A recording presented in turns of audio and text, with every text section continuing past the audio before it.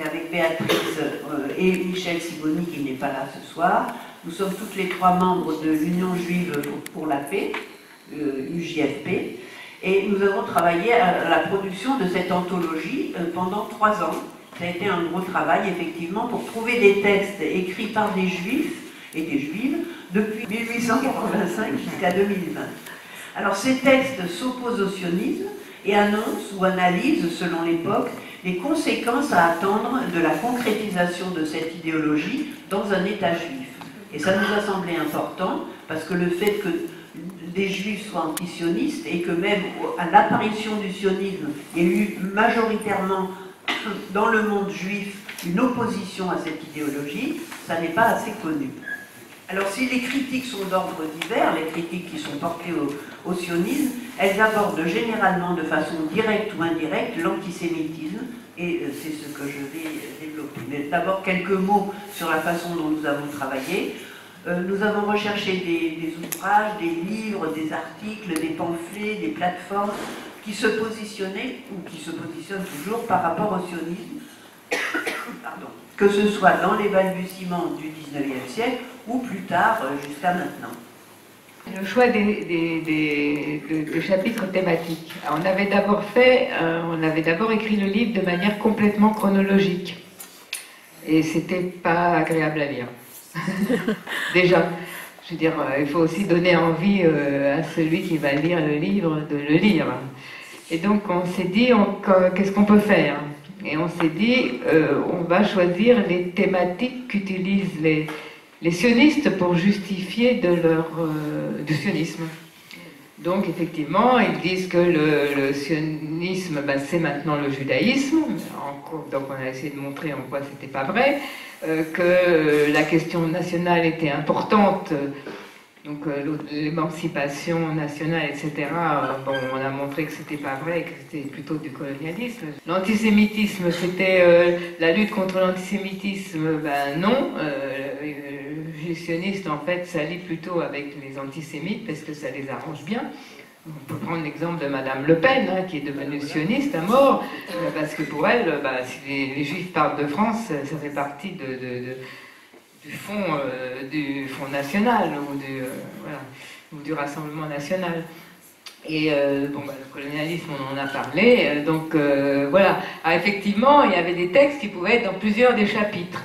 Donc notre seul choix à ce moment-là, ça a été d'équilibrer un petit peu les chapitres.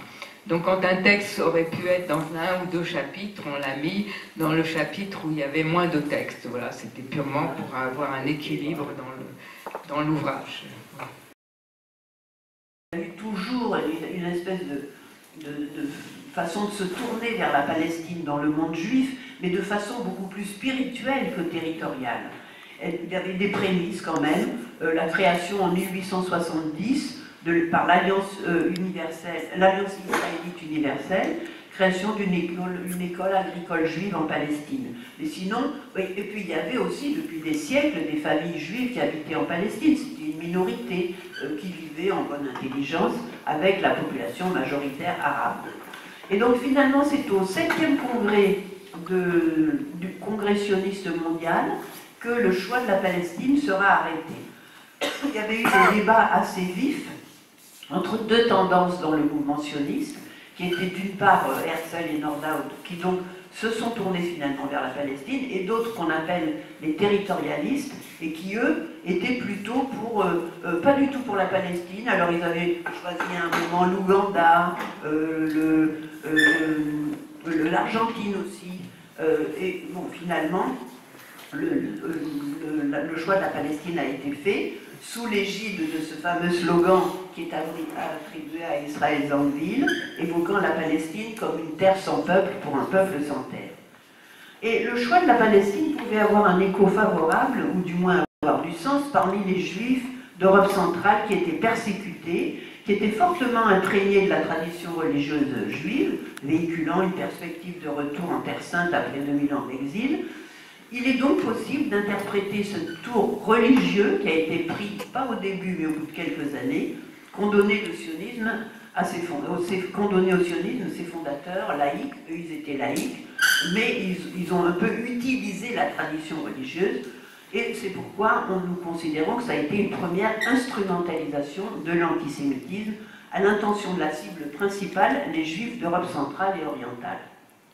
Le sionisme a vu plus large et s'est adressé ensuite, enfin ou en même temps même, à tous les juifs du monde, dans l'ambition de les séparer de toutes les sources de nuisances auxquelles ils s'étaient confrontés. Alors cette idée, c'était qu'en dehors de l'Empire tsariste, la situation des juifs n'était pas très bonne.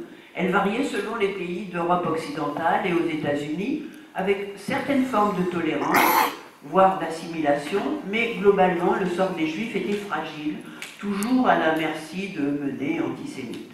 En France, par exemple, je vais rappeler un peu la situation, il y a eu des vagues d'immigration de juifs russes et polonais qui venaient s'ajouter à une population juive française déjà là, qui a accédé à la citoyenneté par une loi de 1791, après la Révolution française. Ce sont deux groupes, donc cette population juive qui était là, dont une partie aussi qui était venue des pays de la péninsule ibérique, Espagne et Portugal après l'Inquisition, qui avait chassé les juifs, et puis des juifs alsaciens, des juifs autres. Et donc deux groupes qui ne se mélangent pas vraiment, qui se distinguent par des cultures différentes, des modes d'insertion sociale et professionnelle différents, et des modes de vie aussi différents.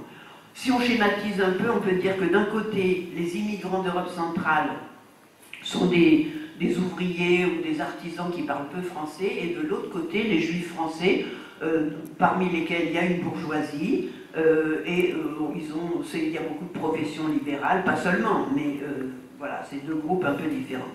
Et donc, à des titres divers et en dépit de la loi, ces catégories de juifs sont objets de rejet plus ou moins affichés, essentiellement liés à la concurrence exercée dans les secteurs d'activité où ils se trouvent, qui se greffent sur un sentiment antisémite latent, entretenu par les extrêmes droites.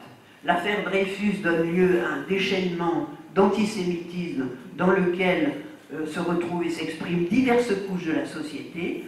C'est un fait social qui est pris comme exemple du danger couru par les Juifs en France, par le journaliste viennois Theodor Herzl, que j'ai nommé tout à l'heure, et il alimente son argumentation visant à rassembler les Juifs hors des pays où leur situation est considérée fragile ou menacée. En Grande-Bretagne, les Juifs font face à une certaine méfiance, le gouvernement craignant une arrivée trop importante de Juifs persécutés dans les pays de l'Est, crainte qui s'est renforcée après les pogroms du début du XXe siècle, tend à exercer une politique de fermeture.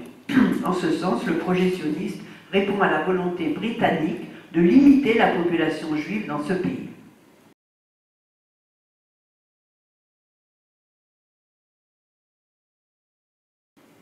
D'emblée, les juifs religieux ou laïcs s'opposent à l'idée du rassemblement. Par exemple, nous citons dans ce livre l'American Israelite, qui est le premier journal du judaïsme réformé américain, qui écrira dans son éditorial de 1902, je cite, « Les sionistes ne voient rien dans l'admiration que leur propagande inspire parmi nombre d'antisémites, mais il faut qu'ils comprennent que leur proclamation ostentatoire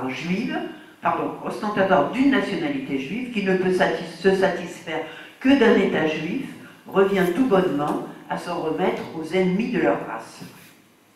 Le concept de nationalité juive est étranger aux juifs pratiquants dont l'agilité tient plus à la tradition religieuse, mais des laïcs aussi s'opposent à l'idée d'une nation juive appelant la création d'un État. Ainsi, le Bund accuse le sionisme de miser ouvertement sur la carte antisémite. Ce mouvement socialiste de travailleurs juifs de Russie, Pologne et Lituanie s'est résolument opposé au sionisme dès sa création en 1897, l'année du premier congrès sioniste mondial qui s'est tenu à Bâle. Il a milité pour la reconnaissance d'une nationalité juive au sens des nationalités reconnues comme minorités dans l'Empire russe et pour la participation du mouvement ouvrier à la lutte des classes plutôt qu'à ce qu'il considère comme une fuite en avant au service de la bourgeoisie juive. Il dit « Les dirigeants du mouvement sioniste ont commencé à miser ouvertement sur la carte antisémite.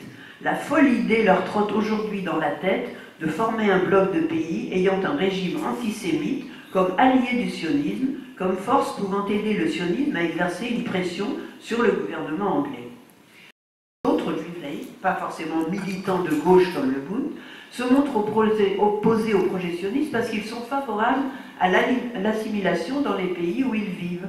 l'écrivain, poète et journaliste viennois Karl Kraus fustige en 1898 l'alliance des propagateurs du sionisme avec les chrétiens sociaux, notoirement antisémites dans ce pays. Il observe que les étudiants nationalistes juifs, en lançant le mot d'ordre « dehors les juifs », ne font que plaire à leurs alliés. Les opposants au sionisme des débuts voient clairement que la démarche des promoteurs du sionisme prend appui sur la détestation des juifs dans un certain nombre de pays occidentaux. Herzl n'écrit-il pas dans son livre « L'état des juifs », je cite, « Il sera à peine utile de faire de grands efforts pour activer le mouvement d'émigration, les antisémites s'en chargent. » Alors des mouvements de juifs de gauche se formeront aussi dans les pays arabes face à la force de l'immigration juive en Palestine, parce qu'à partir de cette fin du XIXe siècle, eh bien, les gens sont convaincus et ils quittent la Pologne, la Russie, et ils montent, comme on dit, en Israël, enfin pas encore Israël, en Palestine. Par exemple, la Ligue juive contre le sionisme constituée en Égypte en 1946, ou la Ligue contre le sionisme des Juifs d'Irak, se sont insurgés contre le caractère colonialiste du sionisme.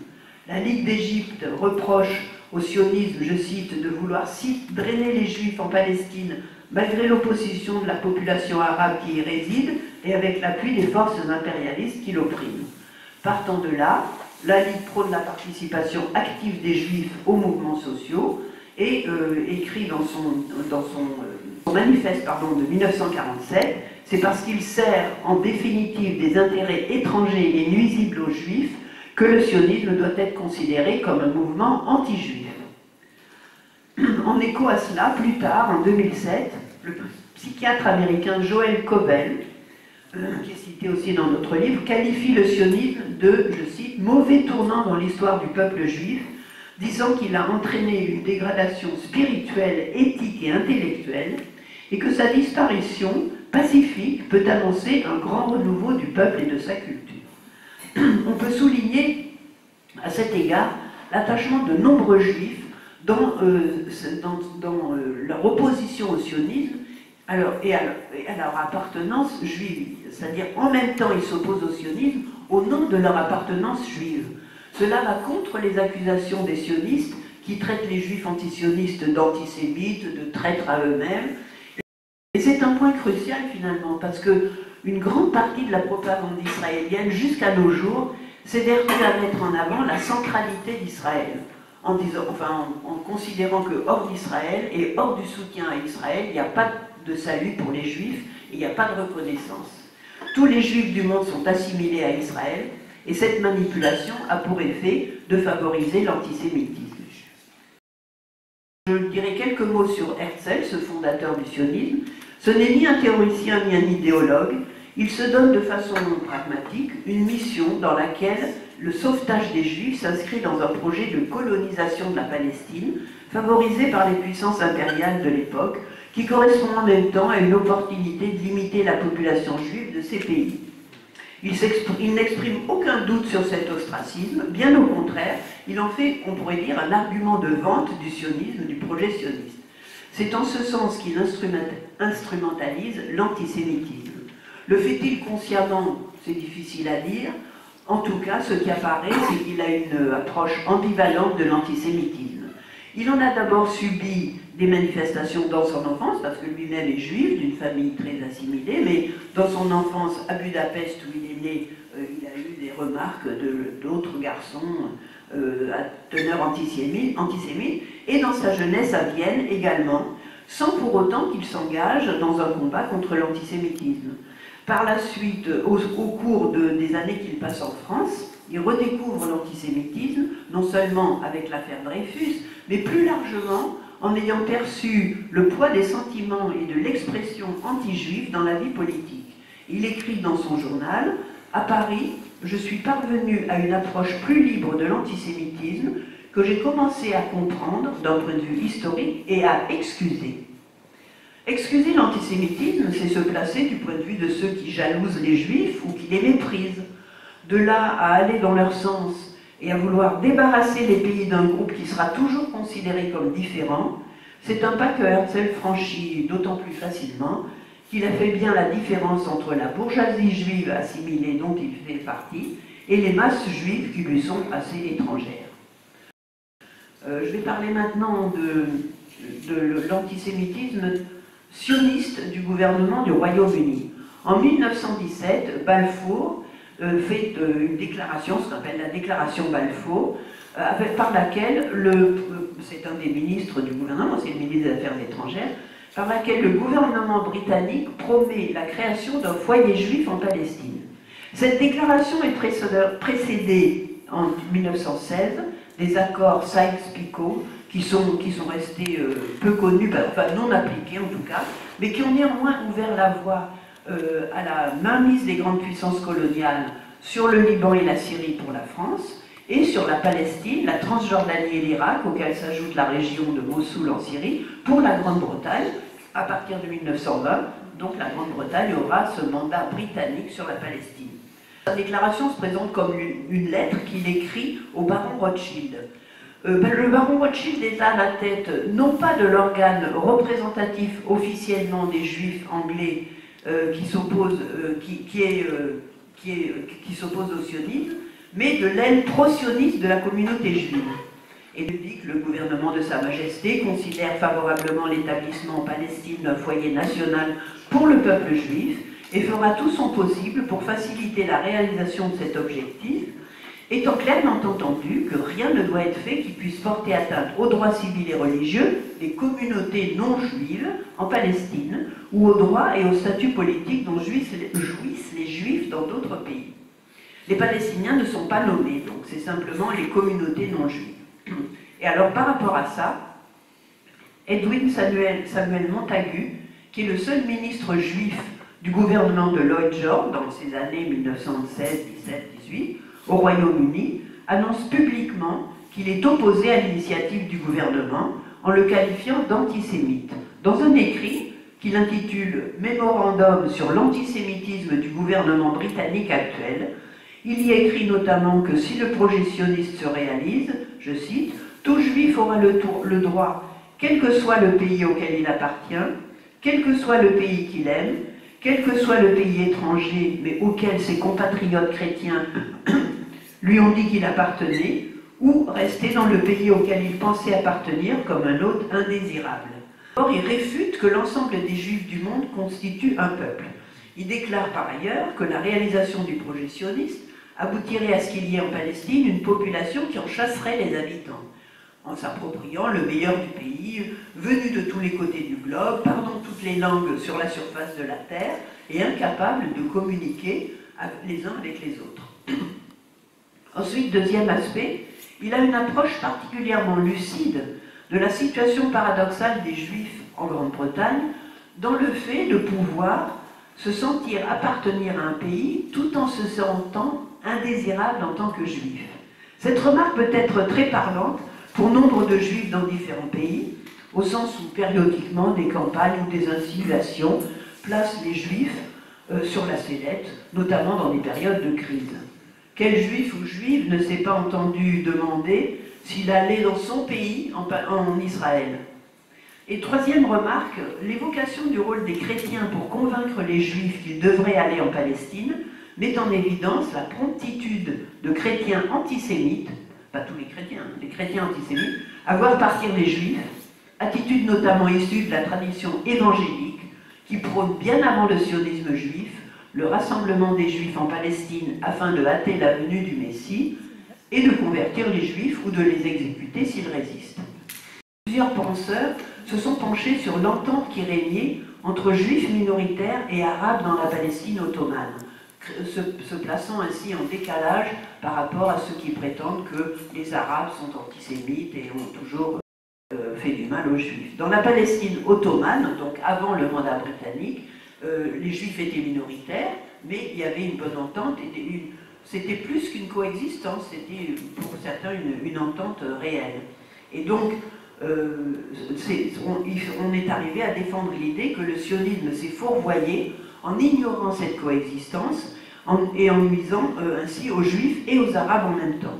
Il y a notamment deux auteurs dans notre ouvrage, Marcelo Zwierski, historien et politologue, et Ronen Ben Arieh, qui est un architecte, qui rappelle que dès la fin du XIXe siècle, les premières vagues d'immigrants ont instauré des pratiques séparatistes. Il déplore que la colonisation de la Palestine prenne la forme non seulement d'une opposition, mais d'une aspiration à détruire les conditions d'existence des formes de vie traditionnelles dans le pays.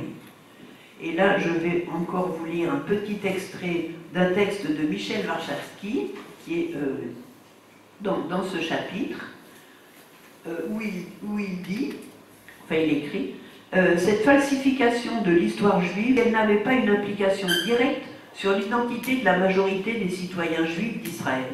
En effet, dans cette optique de rupture, les pionniers sionistes ont créé un modèle du juif nouveau, entre guillemets, qui doit émerger des ruines du juif diasporique. Pour ce faire, il faut anéantir la mémoire et l'identité culturelle des diverses immigrations juives et modeler, comme dans un creuset, une nouvelle identité juive. Contrairement à l'image du creuset dont abuse la propagande d'État, il n'y a pas de mélange d'identité, mais la création ex nihilo d'un Israélien qui doit être la négation du juif de la diaspora. Je vais revenir sur une certaine passivité du sionisme face à la montée de l'antisémitisme, d'abord dans l'entre-deux-guerres, donc dans la période entre la Première et la Deuxième Guerre mondiale, les années 30. Je reviendrai sur cet antisémitisme en montrant que pour les tenants du sionisme, il fallait insister sur le danger pour les juifs de rester dans les pays où ils étaient persécutés et dans ceux où ils étaient tolérés mais tenus à part. Et cette tendance est allée jusqu'au ce qu'on appelle les accords de Ahavara, qui ont été signés en 1933. Et par ces accords, les dirigeants sionistes se sont mis d'accord avec les nazis sur un système permettant à des juifs allemands fortunés, il y en a eu entre 50 000 et 60 000, d'échapper aux interdits du nazisme avec une partie de leur patrimoine.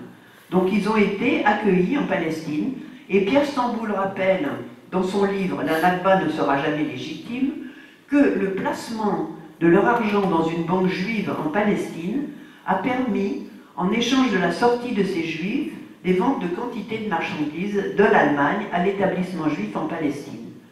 Alors ces accords sont commentés distinctement par les sionistes et les antisionistes. Les premiers vantent leur solidarité envers les juifs d'Allemagne pour les avoir fait échapper au génocide, et les seconds, voilà une collaboration des sionistes avec les nazis. Si les juifs ont bénéficié de ces accords, ils ont tout de même été spoliés d'une partie de leurs biens, tandis que les institutions pré-étatiques juives en Palestine, comme les nazis, ont bénéficié d'échanges commerciaux assez fructueux. Mais surtout, le boycott de l'économie allemande nazie qui avait été entrepris par les juifs américains a été torpillé par ces accords, et ça a marqué un véritable clivage entre les sionistes en Palestine et les juifs des États-Unis engagés contre le nazisme. Les dignitaires sionistes qui travaillaient à la création de l'État d'Israël ont donc mis tous leurs efforts sur ce projet, faisant passer au second rang la possibilité de s'opposer à la montée du nazisme. Après le génocide, on aurait pu attendre de l'horreur, de la douleur et de la stupeur causée par le génocide des Juifs par l'Allemagne nazie, une solidarité interne au monde juif, articulée avec un élan sauveteur des gouvernements et des sociétés civiles dans le monde. On sait aujourd'hui que ça ne fut pas exactement le cas. Le sionisme, fondé sur la volonté de détacher les nouveaux juifs d'une représentation pitoyable des juifs opprimés et humiliés par des régimes et des sociétés antisémites, n'a pas éduqué la population israélienne après la Deuxième Guerre mondiale à la solidarité avec les rescapés du génocide. Ces derniers, ainsi que ceux qui y avaient échappé, se retrouvaient très isolés dans les pays dont les habitants juifs avaient été massivement déportés, et d'une autre manière en Israël. C'est ce qu'a remarqué l'historien Tom Segel, qui écrit dans son ouvrage « Le 7e million », je cite, « L'avis général était que la valeur humaine des habitants d'Eretz Israël était supérieure à celle des immigrants et que c'étaient les premiers et non les seconds qui réalisaient la révolution israélienne. Le Sabra était un idéal national et les rescapés de la Shoah représentaient son contraire. » Mais la politique et l'état d'esprit ont évolué. Avec la création de Yad Vashem par une loi de 1953 et à partir du projet Eichmann de 1961, Israël adopte un nouveau regard sur le génocide et sur ses rescapés. Bientôt, l'héritage du génocide sera revendiqué et proclamé, Israël s'en faisant le dépositaire devant le monde entier comme la victime suprême et éternelle en y associant tous les juifs du monde. Il recueille l'approbation complice de plusieurs États. Ainsi, la France invite le Premier ministre israélien à la commémoration de la rafle du Veldiv et la Pologne le convie à la commémoration de la libération du camp d'Auschwitz, récemment célébré, pendant que lui perpétue un génocide. Je vous remercie.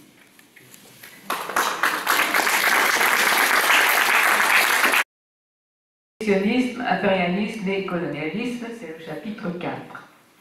Mais avant, je voudrais rappeler que ce livre est paru le 12 octobre 2023, c'est-à-dire 5 jours après le 7 octobre, et c'est pour ça que nous considérons qu'il est un outil, malheureusement de préférence pour les militants qui défendent l'autodétermination des Palestiniens, parce que les sionistes ne cherchent même pas à lire ce livre, de l'expérience que nous avons faite jusqu'à présent. Donc rappelons que jusqu'au 7 octobre 2023, en France et ailleurs, mais pas en Israël ni dans les pays du Sud, pour le dire vite, le sionisme n'était pas un sujet. Même lorsque les médias parlaient de l'occupation et de la colonisation, Israël et son régime sioniste n'étaient jamais remis en question. Le sionisme n'était jamais remis en question. Par contre, l'antisionisme, on en parlait jusqu'au plus haut niveau de l'État, comme l'a rappelé Isabelle, et pour le criminaliser en l'apparentant à de l'antisémitisme. Depuis le 7 octobre, Macron a multiplié les déclarations sur le caractère purement antisémite de l'attaque dans le sud d'Israël. Et un projet sénatorial de criminalisation de l'antisémitisme est en cours d'étude, ainsi qu'un projet de loi discuté cette semaine au Sénat qui concerne une proposition de loi relative à la lutte contre l'antisémitisme dans l'enseignement supérieur, qui vise à empêcher toute critique à l'encontre de la politique génocidaire israélienne. Donc c'est quand même vraiment, on est dans une question très chaude et anormale contre la liberté d'expression et la liberté d'étude et de réflexion dans les universités. Je vous rappelle que la définition de l'antisémitisme par l'IHRA, Alliance internationale pour la mémoire de l'Holocauste en 2016, avait déjà commencé le travail en incluant dans cet exemple d'antisémitisme des situations d'antisionisme. Depuis le 7 octobre, le traitement médiatique occidental de ce qui se passe à Gaza fait aussi l'impasse sur le sionisme, c'est-à-dire la nature profonde du régime israélien, comme s'il était acquis que personne ne pouvait ou ne devait la remettre en question. Ce qui était devenu évident dans le cas de l'Afrique du Sud et de son régime, l'apartheid ne l'est pas dans le cas qui nous intéresse, c'est-à-dire en Israël. Ou remettre en question le régime sioniste de l'État signifie aux yeux de beaucoup de gens remettre en question l'existence même de l'État et la présence de la population juive en Palestine. En effet, le sionisme a réussi à imposer l'impossibilité de séparer l'idéologie qui a créé l'État de l'État lui-même, de ses citoyens. Et c'est ce que nous essayons de déconstruire, aussi bien dans le chapitre sur l'antisémitisme que dans les autres chapitres de ce livre. Comment le sionisme définit le fait qu'il serait un colonialisme? Je citerai l'exergue que nous avons mis en tête de ce chapitre, parce qu'en tête de chaque chapitre, nous avons mis une parole sioniste pour montrer en quoi le chapitre s'y opposait. Elisabeth Chemla qui dit « Le conflit israélo-palestinien n'est pas un conflit colonial, il n'y a pas de métropole qui se projette au-delà des mers, pas de richesse à exploiter, pas de grandeur à entretenir, pas de massacre de masse, ni de culture qui cherche à s'imposer. Il s'agit en revanche d'un conflit territorial entre deux peuples qui doivent légitimement se partager une terre et s'affrontent pour en définir les frontières, car la séparation est le premier chemin naturel depuis la nuit des temps. » Ce chapitre, un petit peu, va contredire tout ce que dit cette Elisabeth Chemla, journaliste, oui. Dans le contexte européen du XIXe siècle, les sionistes revendiquaient sans complexe à l'origine le caractère colonial de leur entreprise, puisque c'était dans l'esprit du temps. Et l'aide des puissances impériales, ottomanes, germaniques, puis britanniques, et maintenant américaines. Ainsi, tant qu'il était politique politiquement correct de le faire, les colons sionistes se sont ouvertement référés à leurs objectifs et à leurs institutions en termes coloniaux. Aussi bien Borokhov et Ahad Ha'am, qui sont des grands penseurs sionistes, dont on cite dans le livre, et les principaux acteurs du sionisme assumaient le caractère colonial de leur entreprise, à l'image d'un Ben Gourion qui déclara dans un discours de 1936, d'ailleurs, petite digression, c'est très intéressant de lire les écrits de Ben Gourion qui nous en apprennent beaucoup sur la politique actuelle israélienne, puisqu'elle n'a pas changé depuis l'origine. Qu'est-ce que disait Ben Gourion? Ne nous racontons pas d'histoire. Politiquement, nous sommes les agresseurs et ils se défendent. C'est leur pays parce qu'ils y habitent, alors que nous voulons venir ici et coloniser. Et de leur point de vue, nous voulons nous emparer de leur pays. Mais bon, il y a toutes les années 50, 60, 70 qui ont été les périodes de décolonisation, comme vous le savez, et ils ont mis un peu pédale douce sur cet aspect de la colonisation pour montrer, et à ce moment-là, l'argument utilisé, c'était l'argument de mouvement de libération et d'émancipation nationale du peuple juif, et dans ce cadre, il faisait pudiquement abstraction des éléments constitutifs de sa création, qui étaient effectivement des éléments coloniaux, comme je viens de le dire. Et donc le sionisme se défend dès lors comme des critiques antisionistes sur son colonialisme et ses alliances impérialistes, en considérant que ce que disent les antisionistes sont des tentatives de délégitimer le projet national sioniste. Les arguments pour défendre le caractère non-colonialisme du sionisme se répartissent en deux grandes catégories. Il y a les intentions des colons sionistes. Les intentions sionistes étaient nationales, disent-ils, et non coloniales. La Palestine serait le territoire historique du peuple juif, et donc ils avaient des motivations particulières à y revenir. Donc c'était national et pas colonial, puisque c'était juste qu'ils y reviennent. Les premiers colons, c'était des travaillistes, des socialistes, et donc des socialistes ne peuvent pas être des colonialistes. Voilà. Il n'y a pas de mère patrie pour le soutenir. La Grande-Bretagne a fait fonction globalement de mère patrie du sionisme. Alors, mais beaucoup de textes que nous avons sélectionnés montrent que les pratiques sionistes étaient dans la droite ligne des pratiques coloniales, d'exploitation et ou d'exclusion de la population autochtone. Quelques dates qui échelonnent ce colonialisme sioniste.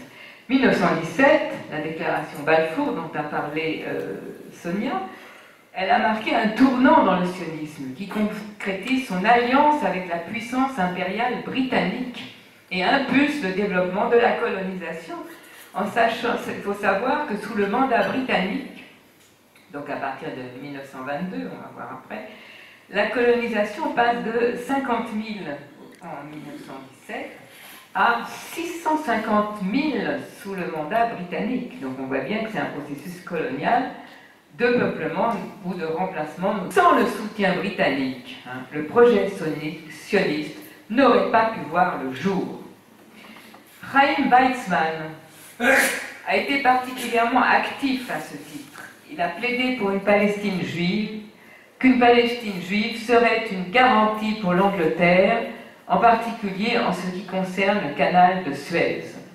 Cette déclaration de Chaim Weizmann, un des principaux dirigeants sionistes et futur premier président d'Israël, met en évidence l'argument stratégique utilisé pour promouvoir l'établissement d'un État juif en Palestine auprès des Britanniques. Il y a l'impérialisme européen à l'époque qui a permis l'instauration d'un État juif, et c'était la stratégie de Herzl et de Weizmann. Ernst Bloch, nous citons dans le livre, qui est un philosophe d'origine allemande, le rappelle. La classe dominante anglaise voulait s'assurer l'accès des Indes par la voie terrestre. Or, la Palestine était bien située. Le parrainage et le soutien d'une grande puissance étaient importants. Deuxième date importante, c'est donc 1922, où Weizmann a cherché à transformer ou à faire transformer la déclaration Balfour, qui était un engagement unilatéral britannique de principe, en un document de droit international.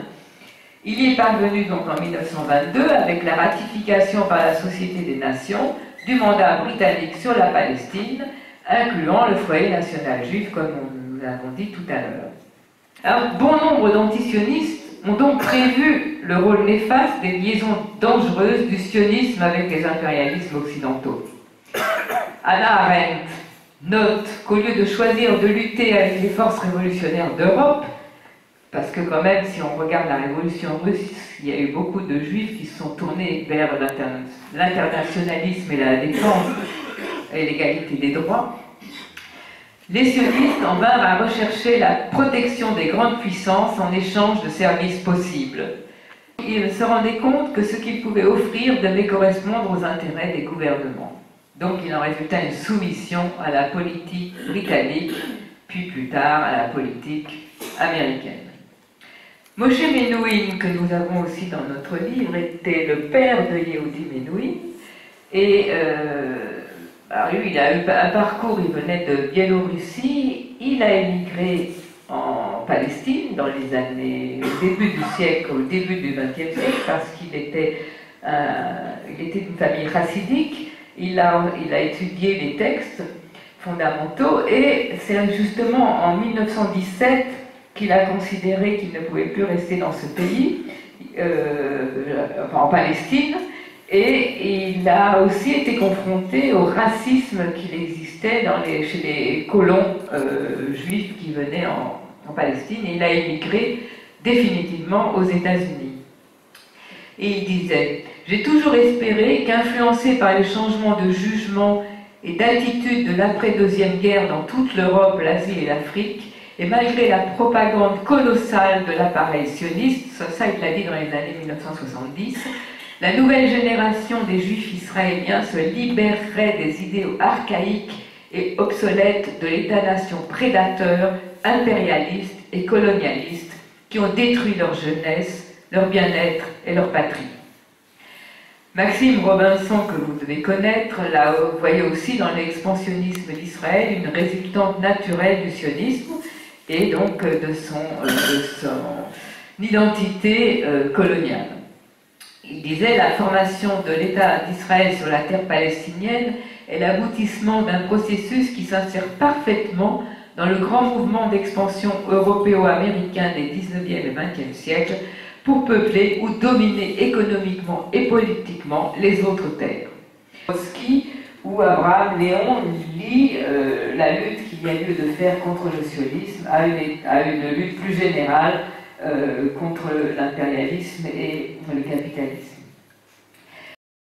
Les années 20, certains des textes que nous proposons posent la question du sionisme en liaison avec la question palestinienne, puisqu'il y a eu tout un groupe de juifs allemands qui étaient sionistes, mais c'était ce qu'on a appelé le sionisme spirituel, qui a perdu face au sionisme réaliste, avant que le sionisme révisionniste gagne la partie en 1977, quasiment définitivement jusqu'à aujourd'hui. Sont arrivés là-bas, quelqu'un comme Gershom Scholem, dont il y a un texte dans notre livre, ou Hans Kohn, le premier philosophe et le deuxième historien, se sont rendus compte qu'il y avait des Palestiniens, enfin à l'époque ils les appelaient les Arabes, ils appellent toujours les Arabes, sur cette terre. Ils se sont dit mais on ne peut pas ne pas en tenir compte. Et donc ils ont essayé de proposer, et c'est le mouvement Brit Shalom, et on a mis en annexe, ils avaient fait toute une étude d'une espèce d'État fédéral, où il y aurait une égalité des droits entre les Arabes, donc ils les appelaient les Arabes, et les Juifs qui étaient venus dans ce pays. Mais malheureusement, ils ont donc perdu la partie, et donc l'histoire aurait été différente si c'était eux qui avaient gagné. Le suivant, c'est 1947, bien sûr, la Nakba, qui montre bien, qui donne la preuve de la volonté d'expansionnisme, de colonialisme, de remplacement du sionisme. Je vais quand même citer ce que disait la Ligue communiste juive égyptienne. Le sionisme, né dans les ghettos en tant qu'aspiration sentimentale, n'est aujourd'hui qu'un instrument aux mains des forces impérialistes mondiales qui veulent se servir des Juifs pour mieux dominer le Proche-Orient. Un texte qui expose bien quel est le poids géopolitique du soutien de l'Occident au sionisme. En 1967, c'est une guerre coloniale s'il en est, mais il n'y a pas besoin de dire plus. Et c'est le Matzfeld qui réactive à ce moment-là la question du colonialisme, qui était donc assez en sourdine jusqu'à dans les années 50 et 60, comme je vous l'ai dit tout à l'heure. On a un texte de Ilan Halevi de 1988 qui montre que l'image d'un Israël socialiste et des pionniers est définitivement écrasée à partir de 67 pour faire place à la stratégie qui est toujours à l'œuvre du grand Israël dans l'acharnement qu'on voit à détruire Gaza et la Cisjordanie, le Liban, la Syrie et on ne sait pas quoi d'autre aujourd'hui. 1980, c'est une date importante, c'est la date où les nouveaux historiens et des nouveaux sociologues réfléchissent à ce colonialisme et le nomment colonialisme de remplacement. Il faut dire que les Palestiniens, les sociologues palestiniens, dès les années 60, avaient parlé du sionisme comme un colonialisme de remplacement, mais bien entendu, puisque c'était des Palestiniens, ils n'étaient pas écoutés. Les sociologues israéliens, qui eux ont été plus écoutés et leurs travaux ont plus diffusé dans le monde occidental. J'ai quand même cité Swirsky et Arié, et Ben Arié, dont a parlé tout à l'heure Sonia, qui disent « La loi de la dynamique des projets de colonisation de peuplement consiste à déraciner les autochtones au cours du processus. » Donc on voit bien que la politique actuelle est dans la ligne continue du sionisme dès l'origine. Ce n'est pas quelque chose qui est apparu le 7 octobre 2023. C'est un processus continu. Et Ilan Pappé dit aussi dans un des textes que nous avons mis de lui, dans le colonialisme, l'indigène est là transitoirement, puis plus du tout. Donc 2023, le sionisme est donc bien un régime colonial et impérialiste, quoi qu'en disent les sionistes. Et les événements depuis le 7 octobre le confirment, les objectifs stratégiques du sionisme étant bien le nettoyage ethnique des Palestiniens et l'annexion de ce qu'il reste de ce qu'ils appellent la terre promise, et établir et renforcer leur hégémonie dans la région. Donc, et il fait usage du conflit pour pousser plus loin ses objectifs stratégiques. Et en fait, il faut dire que l'impérialisme et l'expansionnisme ne peut pas exister sans la guerre. C'est aussi une explication du fait que Israël est en guerre depuis 1948. L'effet du sionisme réellement existant, donc c'est le racisme, c'est l'apartheid, donc c'est ce colonialisme de remplacement, et on voit depuis octobre 2023 le génocide. Donc le racisme contre les Palestiniens, Ben Gourion l'avait dit, l'instrumentalisation de la Shoah et la déshumanisation propre au colonialisme sont là depuis le début. Au moment du procès Eichmann, on pourra y revenir, Ben Gourion déshumanisait déjà les Palestiniens en les traitant d'animaux, déjà, en les traitant de nazis. Les Mizrahim, c'est-à-dire les juifs en provenance des pays arabes, ont été toujours considérés comme une sous-humanité, hiérarchiquement inférieure à ceux qui ont créé l'État d'Israël, qui étaient les Ashkénazes en provenance d'Europe essentiellement. Et donc nous avons des textes d'Ela Shohat, d'Ila Dayan et d'Ariela Aïcha Azoulay qui décrivent bien cet aspect du colonialisme, le racisme qui est présent dans le colonialisme du fait de la déshumanisation d'une partie des êtres humains. Les Falachas et les Yéménites aussi sont touchés par cette déshumanisation. Et je rappellerai à cet égard que la résolution des Nations Unies de 1975, qui considérait le sionisme comme une forme de racisme et de discrimination raciale, a malheureusement été annulée en 1991 sous la pression du sionisme. 'Autre aspect, donc, c'est l'apartheid. que refuse également, que dénie également le sionisme, mais je vous rappelle les travaux de Richard Falk, l'appel d'Olga, qui est un texte que nous avons mis dans notre livre, qui dit « L'État d'Israël devait être une démocratie. Il a instauré une structure coloniale combinant les éléments évidents de l'apartheid avec l'arbitraire d'une occupation militaire illégale. » Et puis les rapports internationaux qu'on a eus ces dernières années, Human Rights Watch, Amnesty International et d'autres, B'Tselem, etc. Moshe Béar, qui est aussi un des textes qui est dans notre, enfin qui a un texte que dans notre livre, dit que l'apartheid, c'est un des moyens pour le déplacement de population qui est un des éléments du génocide. Donc, définir le sionisme comme un colonialisme de remplacement nous aide mieux à comprendre ce qui se passe aujourd'hui. Les théories du colonialisme de peuplement disent un groupe constitutif fondateur, là c'était les Ashkénazes en l'occurrence, un groupe d'immigrants ultérieurs issus de milieux culturels différents, c'était les Mizrahim, et des groupes autochtones dépossédés.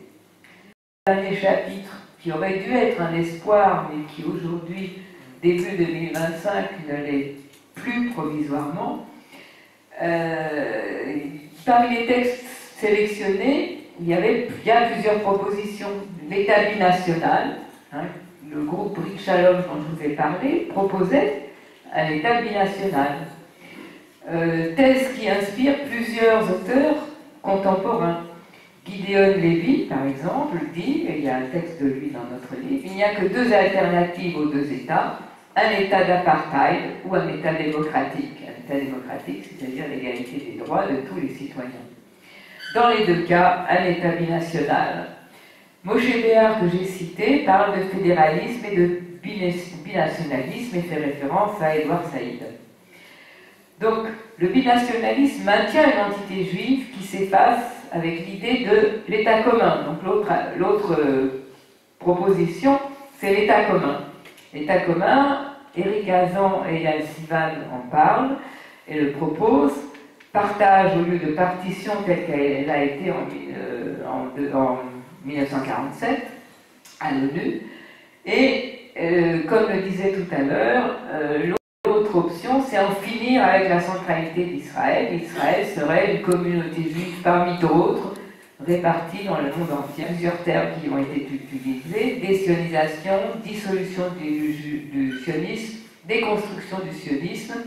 En fait, l'idée, c'est que le sionisme doit disparaître. Mais faire disparaître le sionisme, ce n'est pas faire disparaître les juifs de cette zone-là. C'est un changement de régime pour l'égalité des droits de tous les citoyens dans cette région.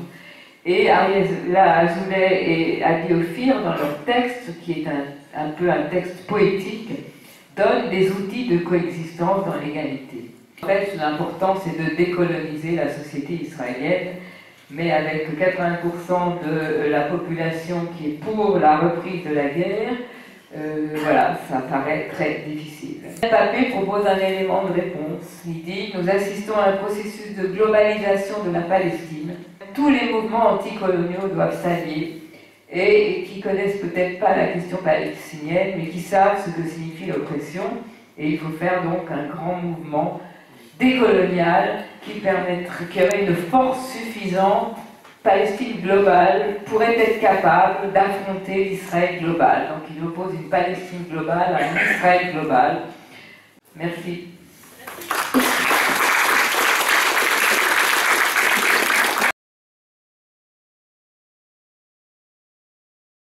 Quel a été l'impact des millions de gens qui ont manifesté? De toute façon, il y a plusieurs façons de répondre à ça. On n'est pas, nous, forcément les mieux placés pour répondre. Mais ce qu'on peut observer, c'est que d'une part, s'il n'y avait pas ces manifestations, bon, comme ce qu'on appelle la communauté internationale, c'est-à-dire les gouvernements des différents pays qui sont alliés de fait avec Israël, ils se sentiraient encore plus libres. Là, ils savent qu'il y a des millions de gens qui manifestent, qu'il y a des endroits où tous les samedis, tous tous les dimanches depuis le 7 octobre, il y a un rassemblement, une manifestation, qu'il y a des manifestations monstrueuses, en Angleterre notamment, beaucoup plus qu'en France en tout cas, en nombre de gens. Et ça, si vous voulez, ça va marquer l'histoire quand même. Et on voit émerger des points de vue de certains scientifiques, de certains intellectuels, comme Ilan Pappé que nous avons déjà cité, qui font une analyse à plus long terme et qui voient que, de toute façon, le système sioniste va à sa perte. Et donc, toutes ces manifestations, et même des soirées comme celle-là, où des gens ont l'occasion d'échanger, de discuter, de réfléchir ensemble, c'est pour l'histoire, c'est pour l'avenir, même si dans l'immédiat, on est malheureusement obligé de constater que tout continue comme si de rien n'était, que la majorité des Israéliens sont pour la poursuite du génocide, et que les gouvernements des puissances occidentales, notamment, continuent à soutenir, à vendre des armes. Mais partout, ça se grignote. Dans l'histoire, je veux dire, les sociétés ne pourront pas avoir honte de ce qu'elles auront fait par rapport à leurs gouvernants. Et la question suivante sur l'antisionisme en Israël. Alors l'antisionisme en Israël est presque inexistant. Il y a une poignée de gens, enfin il y a eu plusieurs mouvements d'opposition aux différents gouvernements, et actuellement même d'opposition à Netanyahou, mais il y a eu l'opposition, ça a été que, notamment, il y a eu beaucoup de monde qui s'est mobilisé il y a quelques années, avant le 7 octobre, hein, sur la réforme de la justice qui a beaucoup heurté les Israéliens, mais sans un mot sur les Palestiniens. Donc ça, c'était pas de l'antisionisme. Ensuite, maintenant, depuis le 7 octobre, il y a le mouvement des familles des otages qui s'opposent à Netanyahou. Parmi eux, il y a une diversité. Il y a des gens qui, parmi eux, seraient pour l'arrêt complet de la guerre, mais il y en a d'autres, ça leur est égal, la guerre, du moment qu'on leur rend les gens de leur famille qui ont été pris en otage. Donc ça, c'est pour dire que la majorité de la population israélienne, on le sait par les nouvelles qu'on a, est quand même derrière son gouvernement pour continuer la guerre. Ils ont une façon de voir les Palestiniens comme quelque chose de gênant, qu'ils ne connaissent pas, mais qui simplement s'oppose à leur vie. Les fait, encore une fois, victimes. Israël, son gouvernement, ses autorités, arrivent à faire penser à tout le monde, ou pratiquement, que Israël est victime, que le monde entier les déteste, que les Palestiniens qui sont là sont des terroristes qui ne veulent que les supprimer. Et donc ça marche, il y a une idéologie qui... alors, bon, finalement, il y a quand même quelques antisionistes, dont beaucoup sont à l'extérieur d'Israël. Ils militent en Allemagne, il y en a pas mal, en France, en Angleterre. Ce sont des gens qu'on connaît, avec lesquels on travaille, on élabore un certain nombre de choses. Mais quelques-uns restent en Israël et essayent de grignoter un peu les positions dominantes. Mais ils ont beaucoup de mal, et notamment le mouvement dont on a parlé peut-être tout à l'heure, je ne sais plus, des jeunes qui refusent d'aller à l'armée, qui refusent de faire l'armée. Ça existe depuis des années, mais c'est devenu très difficile en ce moment. Ils font de la prison de toute façon, et ensuite ils sont un peu blacklistés dans la société pour avoir du travail, ils sont mal vus. Donc c'est une société fascisante, il faut le dire, qui opprime vraiment toute la liberté d'expression, sous couvert d'être une démocratie. Israël se prétend une démocratie, mais en fait, l'opposition est complètement jugulée.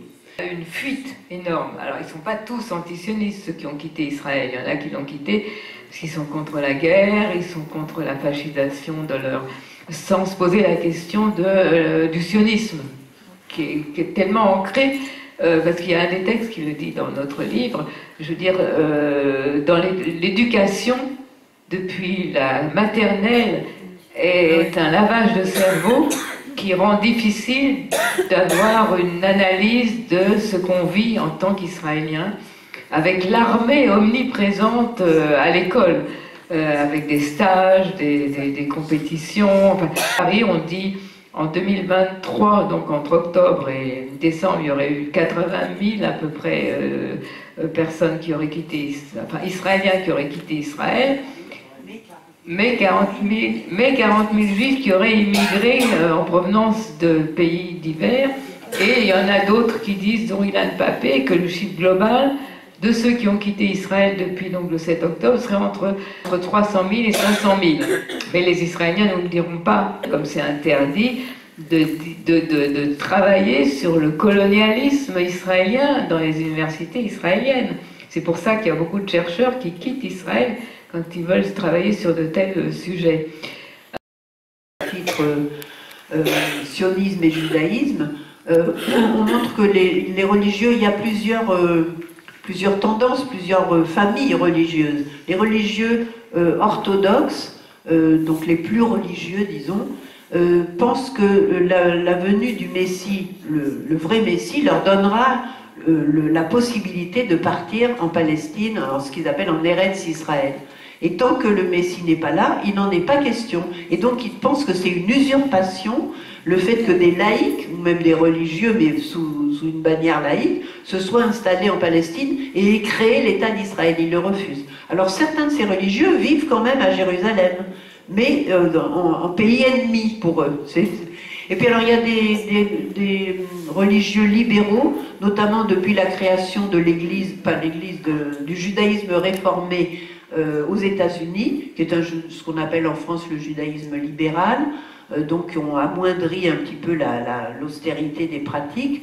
Eux-mêmes se sont insurgés contre la création le développement du sionisme et la création de l'État d'Israël, en considérant. Alors, il y avait cet argument aussi en filigrane sur la venue du Messie, mais plus précisément, ils étaient un peu en convergence avec des juifs laïcs qui disaient « mais on est dans des pays, on a une relation religieuse au judaïsme et on n'a pas à créer un État, ça n'a pas de sens. Et on voudrait pouvoir pratiquer correctement et pleinement notre religion dans les pays où on habite. » Voilà, le rabbin Haggai qui vient de publier un livre que j'ai pas encore eu le temps de lire, mais qui paraît-il extraordinaire. Gabriel Haggai, il est un peu seul, il se dit un peu seul, voilà. Mais effectivement, le consistoire, qui est membre du CRIF, enfin les associations et groupements membres du CRIF sont tous bien sûr sionistes. Par contre, il y a nous, l'Union juive française pour la paix, et la petite association Tzedek, qui est née donc en juin 2023, qui voulait justement développer une culture diasporique antisioniste juive. Malheureusement, dans leur travail, ils ont été interrompus par le 7 octobre, où là, évidemment, c'était une autre lutte.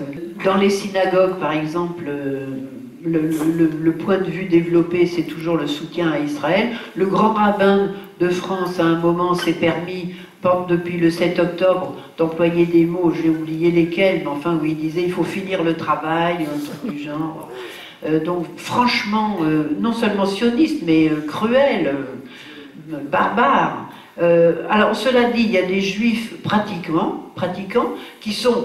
qui peuvent être antisionistes, ou même s'ils ne se déclarent pas antisionistes, qui peuvent être très critiques vis-à-vis d'Israël. Et ça évolue un tout petit peu en France, mais un tout petit peu seulement, parce que les juifs en France restent quand même très majoritairement des soutiens d'Israël. Ça a évolué mieux, si on peut dire, enfin, de notre point de vue, aux États-Unis, où la communauté, enfin si on peut dire communauté juive, ou les communautés juives, y compris des synagogues, se déclarent opposées à la politique israélienne. Donc là-bas, disons que ça évolue dans un sens encourageant. En France, beaucoup moins. Nous, on a du mal. Alors, dans des soirées à FPS, évidemment, on nous écoute, mais on ne pourrait pas faire ça dans un centre communautaire juif ou une synagogue, quelle qu'elle soit, on ne nous écouterait pas. Et en Allemagne, l'association qui est notre association sœur, qui s'appelle Jüdische Stimme, a énormément de mal, et là, parce qu'en Allemagne, c'est non seulement le peu de juifs qu'il y a en Allemagne, mais toute la société allemande qui est vent debout avec Israël, donc là c'est très difficile.